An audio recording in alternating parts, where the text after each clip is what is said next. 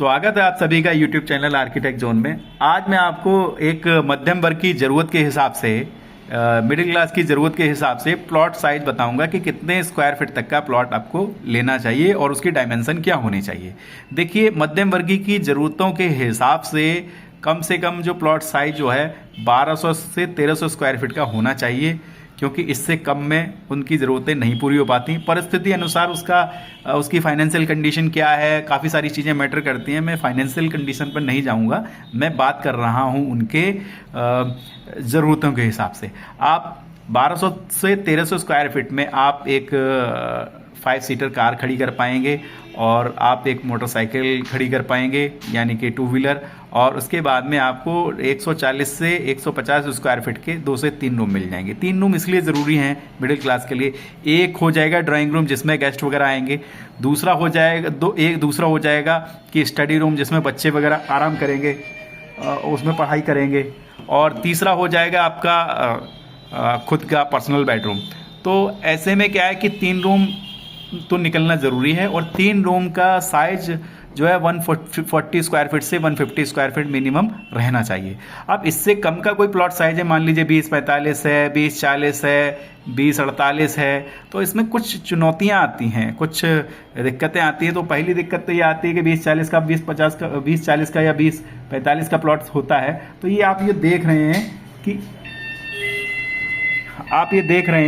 कि ये जो है, इसमें हमने पोर्च निकाला, पार्किंग का जो स्पेस है ना वो कम मिल पाता है। पार्किंग स्पेस यानी कि इसमें केवल बहुत ही छोटी कार ही आ पाएंगी, जैसे वैगनार है, क्विड है, ऑल्टो है, और इस तरीके की कार ही आ पाएंगी। आपकी सेडान कार नहीं आ पाएगी अगर 1200 से 1300 स्क्वायर फीट 1200 स्क्वायर फीट से कम है अगर तो।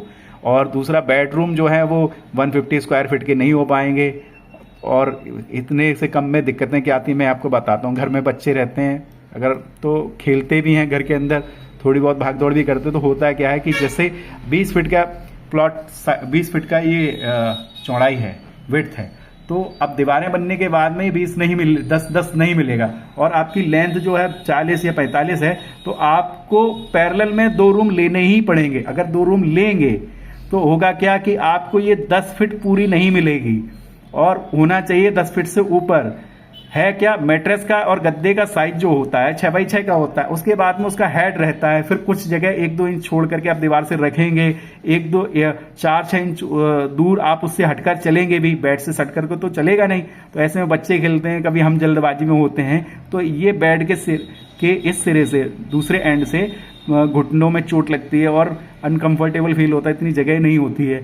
तो इन 2040, 2045 में अच्छा नहीं निकल पाता है बेडरूम का साइज, ड्राइंग रूम का साइज या टॉयलेट का साइज।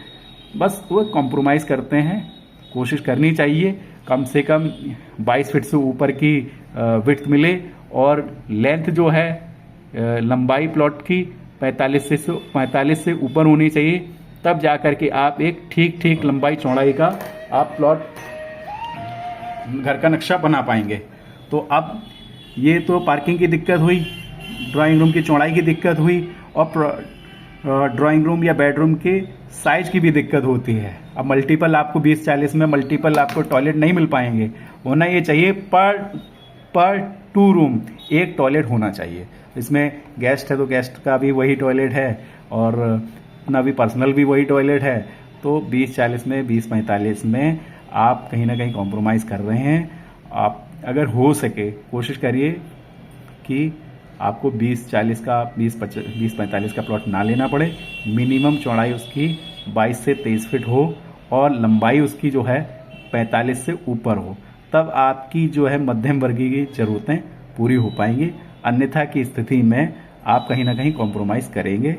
और सबकी फाइनेंशियल कंडीशन अलग होती है, मैं उस पर नहीं कहूँगा। ज़रूरत पड़ने पर और स्थिति के अनुसार छोटे प्लॉट भी लिए जा सकते हैं। और मेरा इस वीडियो में ये नहीं है कि इतने से कम का ना लो, लेकिन मेरा कहना ये है कि अगर हो सके और कोशिश करिए कि आपको 1200 स्क्वायर फीट का प्लॉट लेना चाहिए। धन्यवाद।